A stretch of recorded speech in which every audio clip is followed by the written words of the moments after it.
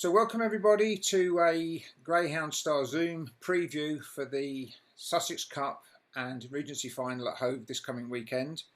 I'm joined by Dave Mitchell and Billy Boyle, who both have a certain amount of interest in the Regency Final. I should say at the outset that there's a reason that these two have been chosen amongst this kind of the six owners, because there's been a couple of little other issues come up on social media that I thought it would be interesting to get their input. So there's absolutely no slur on any of the other owners. Very much appreciate your dogs being there, and hope we all enjoy it. So if we could kick off first of all, David, when we were spoken previously, we know that the issue of the going allowance last weekend has been kind of done to death on social media. Certainly don't want to go down that route in terms of talking about Hove. But there are some serious conversations, are there not, to be had about the importance of going allowance and the consistency of it as far as racing is concerned? Yeah, I think through the week, obviously Patrick Jansen spoke about it, and Mark Wallace wrote a great blog about it that kind of highlighted better than what 100 characters or whatever you can put on in a tweet around about. There's two ways to look at this going situation, and it maybe didn't come over as well through the week, I don't think. There's a way to look at the going from a betting point of view, and how people read a card and look at the going for last week and then review that and place the bets and look at the form. But there's a second part of it that I think Mark Wallace has absolutely hit the nail on the head when it comes to going, and you're looking at it from a owner's point of view and a trainer's also. These extreme goings, whether it's extremely fast or it's extremely slow. And it probably got lost in translation somewhat on social media, on Twitter. And it was more to do with if a dog is just getting home over 4 bends or just getting home over 6 bends, and you get an extreme condition, it's 30 or 40 slow, for instance. Once a dog crosses the line, they've still got half a lap to go before they get to the pickup.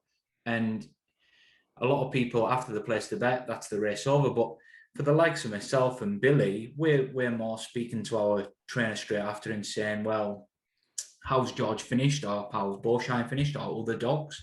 And that's when you have the conversations about the actual going and how it's affected the dog. And Mark Wallace touched on that on his blog about the effects that these extreme goings can have.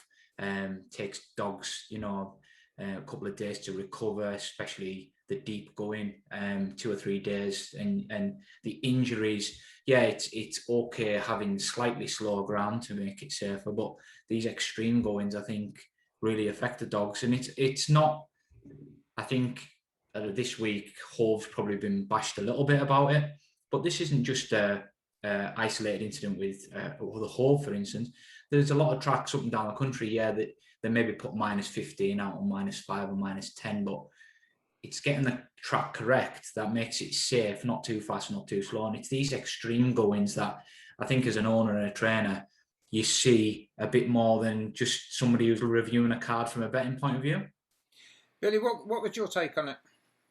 Yeah, I think to be fair, Floyd, on social media, it has been kind of done to death. These dogs are fast dogs, and they should be running fast times. And I do understand the need for maybe to slow the going up slightly, where Host stipulated they had injuries on the Thursday night, hock injuries. But I think at the end of the day, it's fully understanding why we had these injuries, understanding why. Without having a transparency in that data, we can't really, look into it deep enough to find the fixes, because we don't understand it, because it's not open for all. And that's the bottom line. If we're being transparent and we're trying to do good for the sport and good for welfare, let's find out what type of injuries we get on certain goings, on certain tracks at certain times of the year, what the real root cause is, putting those fixes in place, and then having best practice throughout the other circuits. But at the moment, it's all good and well, saying we've slowed it up because we've had hock injuries. Well, why have you had a hock injuries? What's the pattern? We need to, move forward with that and put best practice in. But without that, it's just someone saying, we're slowing the track up for a particular reason. We need to get away from extreme goings, really. I can't see the benefits for anyone. When I remember Billy's Bullet winning a trial stakes in 2016 and he clocked a 41.02. I remember Claire's Kyleton winning the Regency in a 41.07. Beaushine Bullet did a 41.90 odd. That's a hell of a big difference, and I don't think that the breed has slowed over that amount of years. I mean, this is a top class field, and whilst they should be running fast times, I also appreciate, we need to have a level of consistency in the going for all. And these extremes don't provide any benefits to anyone, in my opinion, whether you're betting, whether you're owning, or whether you're training.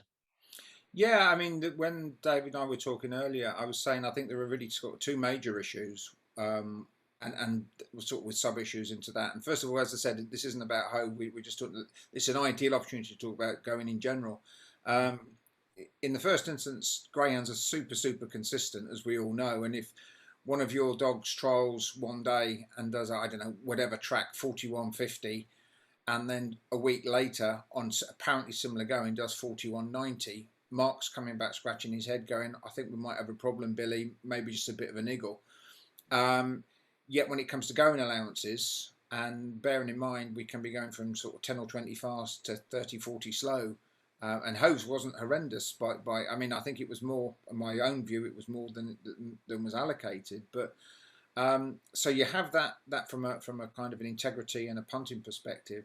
And also, as I was saying to David, when I spoke to Graham Holland about this in the past, when we've talked about the dogs who, it's bad enough. I mean, if I don't know, if Blue Tick George was running over 600 metres and the going was 40-50 slow, then it's not particularly a big deal for him. He probably gets through it. He'd probably blowing a little bit, but you've got dogs that are right at the end of their natural distance, so obviously it impacts them more. And the point relating to Graham Holland was that it's the top echelon of greyhounds that tend to be the most honest.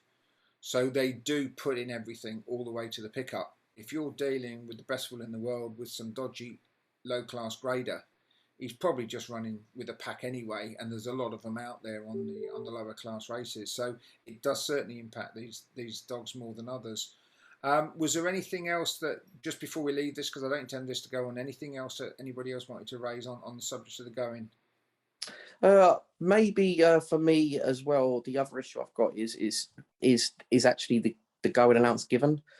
So whilst we appreciate it's slow, but dogs can't lose 7 or 8 lengths in a week. I'm on about the calculated, and if that's the case, then why are tracks giving?